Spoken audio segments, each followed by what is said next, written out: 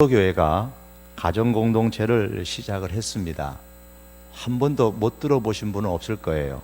제가 주일 때마다 주보에 광고가 나와서 이번 주 가정공동체는 언제 주보를 갖고 오세요, 늘 이렇게 말씀을 드립니다만은 그냥 귀로 흘러버리시는 분이 계실 거예요. 2014년도 봄에 시작해서 이제 약 한 3년이 다 되어 갑니다. 그동안 묵묵히 힘써주셨던 우리 가장님들, 또 함께 동참해 주신 권속님들과 또한 배우의 서희를 위해서 많이 기도해 주시는 여러 성도님들께 감사를 드립니다. 우리가 가정공동체를 하는 이유는 이것이 우리의 신앙생활에 꼭 필요하기 때문입니다. 하나님께서 주시는 우리가 지향하는 행복과 기쁨이 넘치는 신앙생활을 하는 데에 이것이 꼭 필요하기 때문입니다. 오늘 말씀해 보시면 2절의 말씀 마지막에 이런 말씀이 있어요. 내 집에 있는 교회에 편지하노니 그랬습니다. 교회가 어디에 있느냐? 집에 있다. 너의 집에 있다. 그러면 내 집에, 여기서 내 집이란 빌레몬의 집을 말합니다. 그래서 빌레몬이 자기의 집을 제공하여서 교회가 그 안에 있었습니다. 집에서 모이는 하우스 처치 혹은 가정교회라고 합니다. 여러분은 가정교회라고 하면은 가장 먼저 생각나는 것들이 있죠. 어떤 이미지가 생각나잖아요. 어떤 분들은 뾰족한 종탑이 생각나고, 어떤 분들은 뭐가 생각나냐면 일반적으로 십자가가 생각납니다. 그래서 빨간 십자가가 생각나서 이제 워낙 빨간 게 많다 보니까 하얀 것도 만들고, 그래서 십자가를 연상합니다. 그런데 초대교회 성도들에게 있어서 교회라 그러면 먼저 생각나는 이미지 중에 가장 큰 것 중에 하나가 바로 집입니다. 가정입니다. 왜냐하면 교회는 집에서 모였기 때문에 그렇습니다. 예루살렘 교회의 원형은 마가의 다락방에서부터 시작이 되어졌죠. 마가라는 사람의 집에서부터 시작됐습니다. 그 후에도 이 마가의 집은 여전히 예루살렘에 있는 여러 가정교회의 중심 역할을 하는 가정교회였습니다. 또한 사도행전 8장에 보면 사울이 교회를 잔멸할 새 각 집에 들어가 남녀를 끌어다가 옥에 넘기니라 그랬습니다. 사울이 교회를 진멸하고 핍박해 나가는데 그 다음에 이어서 각 집에 들어가 남녀를 끌어다가 옥에 넘겼다라는 말은 한 사람 한 사람 각자의 집에 들어가서 교인을 한 사람 한 사람 끄집어내는 것이 아니라 그 집이 바로 교회이기 때문에 그 교회에 들어가 가지고 왕창 한 번에 믿는 사람들을 다 끄집어내어 옥에 가뒀다는 말씀이죠. 이를 보면은 예루살렘에는 각 집이 가정교회의 형태로 해서 모였다라는 것을 우리가 또한 알 수가 있습니다. 고린도전서 16장 19절에 보면 아굴라와 브리스가와 그 집에 있는 교회라 그렇게 말하면서 아굴라 브리스가 부부의 집이 교회였음을 말씀을 합니다. 골로새서 4장 15절에는 눈바와 그 여자의 집에 있는 교회라. 눈바라는 여성도가 있었는데 그 사람의 집이 바로 교회였다고 말씀합니다. 로마서 16장 23절에 나와 온 교회를 돌보아주는 가이오 그랬습니다. 가이오라는 사람의 집에 교회가 있고, 이 가이오가 평신도 지도자로서 그렇게 교회를 돌보았습니다. 사도행전 16장 40절에는 빌립보 교회가 루디아라는 사람의 집에서부터 있었다라는 사실을 알 수가 있습니다. 오늘 본문에서도 그렇게 말씀하죠. 오늘 본문의 말씀에 빌레몬이라는 사람의 집에 교회가 있었음을 말씀합니다. 내 집에 있는 교회에 편지한다 그랬습니다. 우리가 시행하는 이 가정공동체는 우선적으로 가정에서 모이는 것을 권장합니다. 그래서 가정공동체라고 한 것입니다. 가정공동체에 따라서 우리가 조용한 사무실이나 혹은 또 다른 조용한 곳에서 모이는 것을 우리가 허용은 합니다. 그럼에도 불구하고 우리가 모이는 가정공동체는 무엇보다도 가정교회의 성격을 띠고 있습니다. 가정공동체는 한 가정이 모이는 것이 아니고 세 혹은 다섯, 여섯 가정이 모입니다. 때로는 3명에서 10여 명이 같이 모이는 작은 교회요, 확대된 가족이라고 할 수 있습니다. 저희 교회는 구역가정공동체도 있겠지만 구역가정공동체는 실상은 모일 수 없는 분들을 위하여 만드는 가정공동체이지만 실제적인 가정공동체는 우리 실버 가정공동체와 부부 가정공동체, 그리고 여성 가정공동체, 남성을 중심으로 모이는 남성 가정공동체가 있습니다. 이러한 가정공동체는 우리나라 과거에 있었던 대가족 제도와 같은 그런 성격을 갖고 있습니다. 우리나라의 과거의 대가족은 혈통을 중심으로 모이는 그러한 가정이었죠. 반면에 가정공동체는 혈통이 아니라 신앙으로 뭉쳐진 그러한 가정공동체입니다. 마가복음 3장에 보면 예수님께서 어느 한 집에서 말씀을 전하시는데 누군가가 예수님께 찾아와서 말합니다. 예수님 어머님과 동생들이 찾아왔습니다. 가족들이 찾아왔습니다. 그러자 예수님께서 뜻밖의 말씀을 하셨죠. 누가 내 모친이며 동생이냐? 누구든지 하나님의 뜻대로 하는 자는 내 형제요 자매요 모친 어머니니라 그랬습니다. 혈통의 가족을 무시해서가 아니라 가족을 찾아왔다는 그 환경을 이용해서 혈통의 가족뿐만 아니라 또 다른 소중한 신앙을 중심으로 하는 새로운 가족이 있다는 것을 말씀하신 겁니다. 그렇습니다. 우리 성도들에게는 혈통을 중심으로 한 하나님이 주신 귀한 가족들이 있습니다. 또한 우리에게는 예수님 안에서 새롭게 믿음으로 맺어진 믿음의 가족들이 있습니다. 성도는 믿음의 가족입니다. 예수님의 이런 가족 개념은 바울이 기록한 에베소 말씀에도 그대로 나타나지요. 에베소서 2장 19절에 보면 성도를 이끌어서 너희가 더 이상 외인도 아니고 손님도 아니고 이제는 하나님의 권속이다, 가족이다 그랬습니다. 여러분, 우리 가정 공동체를 왜 모여야 합니까? 현대인에게 있어서 가정 공동체를 모여야 하는 이유는 참 많이 있습니다. 그 가운데 하나가 바로 현대는 관계의 단절을 경험하고 있기 때문입니다. 우리가 모이는 가족은 대가족에서 핵가족으로 변화되고 또 핵가족에서 싱글 가족이 점점 늘어나고 있는 추세에 있습니다. 북한의 김정은이가 죽었다 깨어나도 서울에 올 수 없는 5가지 이유가 있다고 합니다. 과거에 우리나라의 대통령은 북한에 찾아갔는데 북한의 지도자는 언제 서울에 오나 싶었는데 겁이 나서 한 번도 안 왔습니다. 그래서 어떤 사람이 이런 얘기를 했습니다. 왜 안 왔을까? 지금은 왜 안 올까? 5가지 이유가 있다고 했는데 서울에는 총알 퇴시가 많아서 못 온다고 합니다. 제가 과거에 수원에 살 때에 저 사당동에서 수원까지 밤늦게 차가 끊어졌을 때가 있었어요. 그때는 총알 택시를 탄 적이 있는데요. 정말 겁이 납니다. 굉장히 빨리 달립니다. 목숨 내놓고 달려야 됩니다. 그래도 급하면 그거라도 있어서 감사할 때가 있죠. 서울에는 또한 골목마다 대포집이 많다고 합니다. 대포집이 많고 총알 택시가 많아가지고 겁이 나는 모양입니다. 또한 서울에는 남자 여자 구분 없이 폭탄주를 마시는 사람이 또 그렇게 많대나요.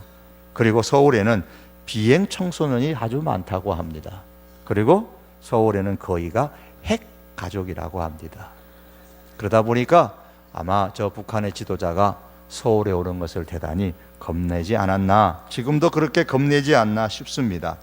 어떤 사람이 만들어낸 이야기지만 여러분, 이 핵가족이라고 오늘날 그렇게 말합니다만은 실제로 가족들이 뿔뿔이 흩어져서 살아가는 경우가 참 많습니다. 자녀들이 학업 문제, 또 군대 문제, 유학 문제, 취업 문제, 뭐 이러저런 이유로 해서 적은 핵가족임에도 불구하고 그마저도 흩어져서 싱글 가족으로 살아가는 가족들이 많아요. 또한 심지어 한 집에 살아도 집에 들어오는 시간이, 집에서 나가는 시간이 다 달라요. 그래서 밥 먹는 시간도 제각기 달라가지고 한 지붕 밑에서 같이 밥 먹는 날이 여러분 며칠입니까? 그래서 얼굴 제대로 못 보는 날이 많아요. 그래서 같은 자식이라도 야, 너 참 오랜만이다. 한 집에서 그런 얘기할 때도 종종, 아니 많이 있습니다. 자, 이렇게 핵가족이 되고 싱글 가족이 되면서부터 현대인들은 가족들 간의 관계가 반절되는 현상이 일어났습니다. 가족 간에서만 그렇다 그러면 문제가 덜 심각하겠지만 이것은 직장 안에서의 동료들과 상하의 관계도 그러하고 또한 이웃과의 관계도 그러하고 심지어 교회에 와서도 예배를 드리고 그냥 가버리는 교인들이 대다수입니다. 최소한도 60%는 넘습니다. 그게 우리 교회만 신앙이 없어서 그런 게 아니고 대부분의 한국 교회가 그러합니다. 그러니까 가족 가운데서도 관계가 단절되고 직장에 가도 진정한 마음을 터놓을 수 있는 인간관계가 형성이 안 돼요. 관계가 단절되고 이웃 간의 관계가 단절되고 교회 와도 성도들 간의 관계가 단절되어지고 그런 인간관계의 단절이 현대의 하나의 큰 특징이 되어졌어요. 이런 인간관계의 단절은 심지어는 우울증을 가져오기도 하고 또한 자살을 일으키기도 하고 심지어는 사회의 문제가 되어 묻지마 살인을 일으키기도 합니다. 이러한 심리적이고 사회적인 많은 문제들을 야기시키고 있는 원인이 바로 되는 것입니다. 그러므로 이 시대는 이 관계, 단절된 관계를 회복시켜주는 이러한 모임, 이러한 시스템이 필요합니다. 어느 시대보다도 핵가족을 뛰어넘는 새로운 가족 제도가 필요하다는 말입니다. 싱글 가족과 핵가족으로 인하여 이웃 간의 관계 단절과 또한 교회 성도들 간의 심지어 관계 단절과 직장의 동료와의 관계 단절로 인하여 오는 문제들, 개인의 문제와 사회적인 문제들을 극복할 수 있는 근본적인 비결은 어디에 있느냐? 관계를 회복하는 데 있는 겁니다. 거기서부터 시작을 해야 합니다. 우리가 시행하는 가족 공동체는 이러한 싱글 가족, 핵가족을 넘어서 설 수 있는 믿음의 가족들의 관계 모임입니다. 관계를 회복하자는 겁니다. 우리가 시행하는 이 가족 공동체, 싱글 가족과 핵가족이 가져오는 이 사람과 사람 사이의 단절을 극복하고 이것을 신앙을 중심으로 해서 성도와 성도 간의 참된 관계를 회복함으로 통해서 하나님께서 주시는 그 행복과 기쁨이 풍성한 넘치는 믿음의 공동체를 경험하자는 데에 우리 가정 공동체를 시행하는 중요한 이유 중에 하나로 있습니다. 어느 한 교인을 신방을 했는데 바깥 출임을 잘 못하신대요. 왜 그러시냐고 하니까 당뇨병 때문이라고 합니다. 여러분, 당뇨병이 심해지면 발가락이 점점 무뎌집니다. 더 심하면 그 발가락을 잘라야 되잖아요. 이 발가락이 무뎌지면 걸음을 제대로 못 걷는답니다. 이 발가락이 별거 아닌 것 같은데 발가락이 잘못되면 몸의 중심을 잡기가 어렵다고 합니다. 특별히 이 새끼 발가락이요, 몸 전체에서 별거 아닌 것 같은데 이 새끼 발가락이 몸의 중심을 잡는 데에 아주 중요한 역할을 해준다고 합니다. 몸의 새끼 발가락 하나까지 중요한 것처럼 우리는 한 교회의 믿음의 가족이라고 하면서도 그 중요성을 인식하지 못하고 살아갑니다. 믿음의 한 가족의 중요성을 인식하려면 여러분, 가정 공동체에 참여를 하셔야 됩니다. 한 사람의 귀중함을 깨닫게 해주고 또 귀중하게 여기는 생명 공동체가 가정 공동체이어야 하고 또한 가정 공동체입니다.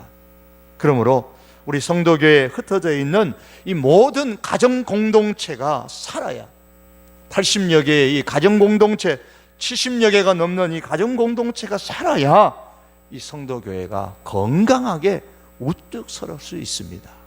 그러므로 우리가 아직 가정 공동체에 참여하지 못하신 분들은 이런저런 이유가 있겠지만 힘써서 이 가정 공동체에 참여함으로 통해서 믿음의 가족됨의 그 현실, 실상을 몸소 경험하면서 하나님이 주시는 행복과 기쁨을 경험할 수 있기를 바랍니다. 가정 공동체는 저마다 사역을 하는 공동체입니다. 사역 공동체예요. 오늘 본문 1절과 2절에 보시면 빌레몬의 집에 있었던 이 가정 공동체가 사역하는 공동체였어요. 바울은 빌레몬을 일컬어서 동역자라고 했습니다. 빌레몬이 그 골로새 교회의 평신도 지도자였다면 빌레몬의 집에 모이는 이 빌레몬이 동역자였기에, 즉 빌레몬의 그 모이는 교회가 바로 바울의 동역자라는 말입니다. 같이 사역한다 말입니다. 빌레몬은 복음을 위해 사역하는 평신도 지도자였고, 따라서 그 교회는 바로 사역하는 가정교회였습니다. 또한 2절의 말씀은 아기뽀를 일컬어서 우리와 함께 병사된 아기뽀라고 했습니다. 바울은 열심히 주님의 일을 사역하는 사람을 일컬어서 군사다 혹은 병사다라는 말을 종종 사용을 합니다. 그러므로 이 아기뽀를 병사라고 했을 때에 빌레몬 가정교회에 모이는 이 아기뽀가 하나님의 일을 하는 사역자다, 이런 것을 알 수 있죠. 로마서 16장 4절에 보면 브리스길라와 아굴라 집에서 모인 가정교회 지도자, 이 브리스길라와 아굴라 부부를 일컬어서 바울의 선교를 위하여서 목숨이라도 내어놓을 자세로 사역하는 부부다고 말씀하고 있습니다. 평신도 지도자가 이러했으니 그 집에 모이는 교회는 분명히 선교를 위하여 힘을 다하는 가정교회였음에 틀림이 없는 줄 압니다. 여러분, 이처럼 우리 성도교회의 가정교회는 사역하는 공동체가 되어져야 됩니다. 사역에 있어서 우리는 크게 두 가지를 생각하는데, 하나는 섬기는 사역이고 다른 하나는 복음을 증거하는 사역입니다. 예수님께서는 섬기기 위해서 오셨다 그랬습니다. 예수님의 그 성육신의 사건은 섬김의 사건입니다. 섬김의 성육신입니다. 섬기기 위해서 하나님과 동등됨을 취하지 않고 그 모든 영광을 버리시고 인간의 몸을 입고 사람을 찾아오셨습니다. 이것처럼 우리 가정공동체 역시도 우리의 섬김을 필요로 하는 사람들을 적극적으로 찾아가서 섬기는 일을 해야 합니다. 저희 교회 청년들 가운데 몇 사람들은 금요일 이제 우리 기도회가 마치면, 우리가 10시 되면 마치잖아요. 마치고 나면 저 을지로로 또한 이렇게 몇몇 곳으로 종로로 시청 쪽으로 가면서 이 노숙자들을 섬기고 있습니다. 그들에게 빵도 주고 그들에게 물도 주고, 때로는 그들을 위해서 또 이야기도 들어주고, 그들의 아이들을 또 어떻게 맡겨줄 데가 없는지 애를 쓰기도 하고, 우리 청년들이 그와 같은 섬김의 사역을 해요. 여러분, 우리 가정공동체가 매주마다 섬기지 못할지라도 한 달에 한 번, 한 달에 한 번이 힘들면은 1년에 몇 번이라도 이런 섬김의 사역들을 감당할 수 있기를 원합니다. 가정공동체는 섬기는 공동체가 되어야 됩니다. 왜냐하면 예수님은 이 땅에 섬기러 오셨기 때문에 그렇습니다. 우리가 지금 시행하고자 하는 강보 시간의 말씀들은 다음 주 이웃을 섬기는 추수감사절입니다. 하나님께서 우리에게 은혜를 주셨으니 우리도 그 하나님의 은혜를 기억하고 감사하면서 예수님께서 보여주신 그 행동 그대로 연약한 자들을 우리가 찾아가서 그들을 섬기는 겁니다.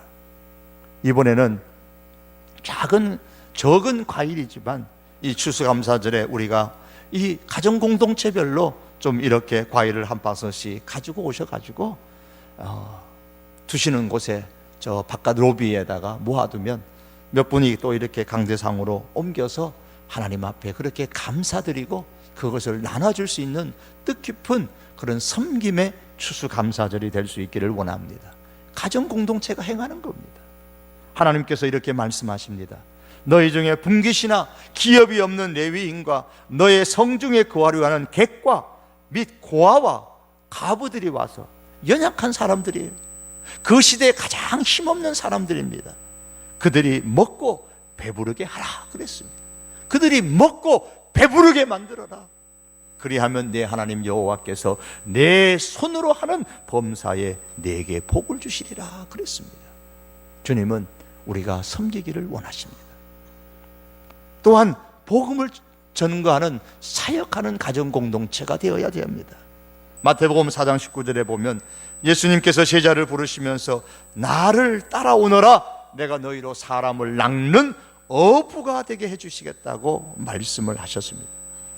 여러분, 크레머라는 유명한 신학자가 있는데요, 평신도 신학자입니다. 평신도 신학자라는 말은 평신도 신학이라는 학문을 연구했던 신학자라는 말입니다. 이 크레모라는 신학자가 이런 이야기를 했습니다. 신자는 이 세상에 살고 있다는 사실로 말미암아 교회와 세상과의 관계에 있어서 목사가 할 수 있는 것보다 더 결정적인 역할을 하고 있다 그랬습니다. 교회와 세상의 관계에 있어서 목사가 할 수 있는 일보다 더 결정적인, 더 중요한 역할을 하고 있는데 그분이 바로 신자다 그랬습니다. 이런 면에서 성도는 교회와 세상의 다리 역할을 하는 겁니다. 왜 그렇습니까? 우리 성도들의 삶의 영역이 바로 세상이기 또 교회이기 때문에 그렇습니다. 세상의 사무실에서, 가게에서, 공장에서, 회사에서, 정부의 기관에서, 또 많은 가정에서 우리는 사역을 합니다. 교회 안에서 존재할 뿐만 아니라 사회와 세상 가운데서 섬기고 일하면서 우리는 그렇게 살아갑니다. 그 안에 있는 우리 성도들은, 여러분들은 다 세상과 교회를 연결시켜주는 다리 역할을 하시는 분들입니다. 이 다리 역할을 잘 감당해야 됩니다. 그래서 세상의 사람들이 이 다리를 통하여서 교회에 올라올 수 있도록, 넘어올 수 있도록 그렇게 만들어야 되는 겁니다. 이 다리 역할을 하는 것이 우리 성도의 중요한 사명이요, 또한 가정 공동체의 사명입니다. 우리가 70전을 앞에 두고서 119 배가 전도 운동을 지금 벌이고 있습니다.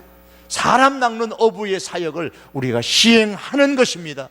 이 각 가정 공동체, 아니 우리 각 성도 한 분 한 분이 세상과 교회를 잇는 이 다리 역할을 잘 감당함으로 통하여서 놀라운 구원의 역사가 우리 교회 안에 풍성하게 일어날 수 있기를 바랍니다. 또한 가정 공동체는 교제하는 공동체입니다. 가정 공동체가 사역만 하면 힘을 소진하게 되고 쉽게 지치게 됩니다.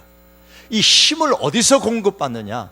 말씀을 통해서 공급받고 기도를 통해서 공급받기도 하지만 성도와 성도 간의 진실한 교제 가운데 마음을 터놓고 나눌 수 있는 그 교제 속에서 우리는 힘을, 영적인 힘을 공급받게 되는 것입니다. 가정 공동체 안에서 가장 중요한 시간, 자신이 살아온 이야기와 신앙생활에서 받은 그 은혜를 나누고 기쁨과 슬픔을 함께 나누면서 그 속에서 성령께서 우리에게 주시는 그 영적인 힘을 이 가정 공동체 속에서 늘 공급받을 수 있기를 바랍니다. 오늘 본문 5절에서 7절의 말씀에 보시면 그 말씀이 나옵니다. 빌레몬의 집에 모인 가정교회 성도들이 지금 사랑과 믿음의 교제가 풍성한 것을 볼 수가 있습니다. 5절에는 모든 성도에 대한 내 사랑과 믿음이 있다. 6절에는 내 믿음의 교제가 있다 그러면서 이 믿음의 교제가 결국은 어디로 가느냐? 성도들의 평안함을 얻도록 만들어주고 또한 그리스도께 이끄도록 역사한다 그랬습니다. 이 믿음이 없는 사람도 이 가정교회에 나와서, 이 가정공동체에 나와서 함께 교제함으로 통하여서 평안을 얻고 또한 그리스도께로 인도되는 귀한 역사가 일어날 수 있기를 바랍니다. 여러분, 특별히 가정공동체에서 성숙한 교제가 이루어지려면 받아주고 품어주는 가정공동체가 되어야 됩니다. 로마서 15장 1절 말씀에 믿음이 강한 우리는 마땅히 믿음이 약한 자의 약점을 담당하라고 했고, 7절에서는 그리스도께서 우리를 받으신 것처럼 너희도 서로 받으라고 말씀을 하고 있습니다.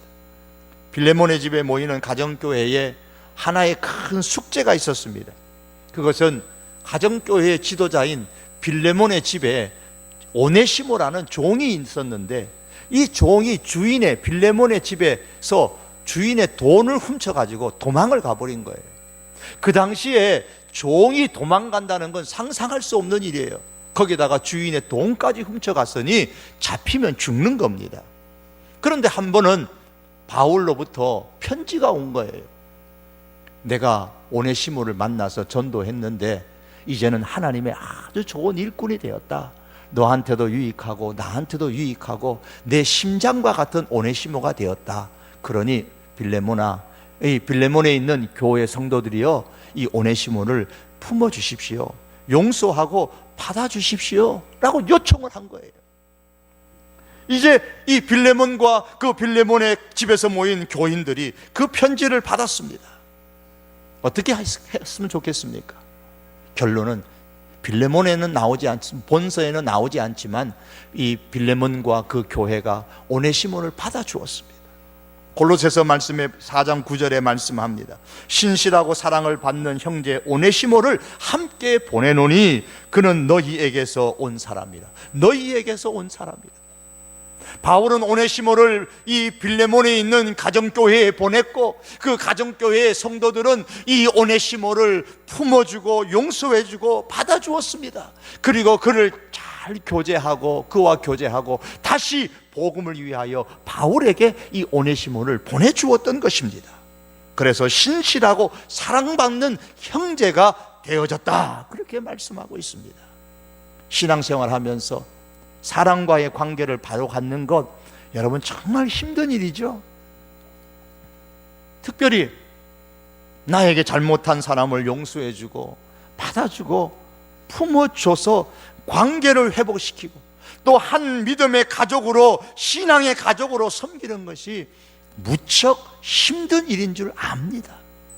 그러나 예수님께서 용서받을 수 없는 용서받을 수 없는 우리를 죄인 되어졌을 때에 용서해 주셨다고 하셨습니다. 우리를 받아주셨다고 말씀하셨습니다. 그러므로 너희도 그렇게 서로 받아주라고 말씀하셨습니다. 그렇게 해서 하나님께 영광을 돌리라고 하셨습니다. 그러므로 우리는 성령의 도움을 간구하면서 서로 받아주십시다, 품어주십시다. 그런 가정공동체가 되어져서 성숙한 교제가 우리 성도교회 가정공동체 안에서 이루어지고, 이 좋은 소문이 널리 퍼져서 품어주고 안아주고 받아주는 가정공동체, 그 속에서 풍성한 교제가 이루어지는 가정공동체가 됨으로 통해서 하나님이 주시는 그런 놀라운 행복과 기쁨이 넘치는 신앙생활 할 수 있기를 주님의 이름으로 축복합니다. 말씀을 맺겠습니다. 사랑하는 성도 여러분, 지금 우리 예배드리는 우리들 중에는 가정공동체에 열심히 참여하시는 분도 계시고, 가정공동체에 환경적으로나 아니면 심정적으로 참여하지 못하시는 분들도 계실 것입니다.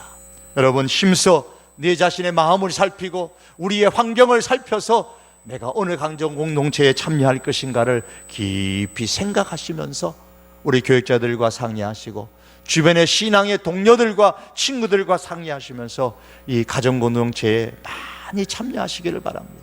그래서 우리 성도교회 가정공동체의 한 일원이 되어져서 정말 믿음으로 한 가족 되는 것은 실제로 경험하면서 행복과 기쁨이 넘치는 신앙생활 할 수 있기를 원합니다.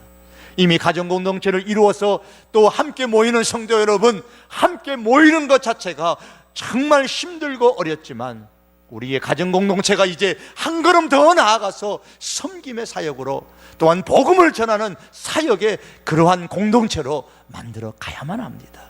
더 나아가서 때로는 우리가 품어주고 받아주는 그와 같은 모습을 통하여서 우리의 모든 가정공동체가 서로 교제하고 성령 안에서 교제함으로 통하여 풍성한 은혜를 그 가정공동체를 통하여 경험할 수 있는 모든 성도들이 될 수 있고, 또한 우리 성도교회 가정공동체가 될 수 있기를 주님의 이름으로 축복합니다.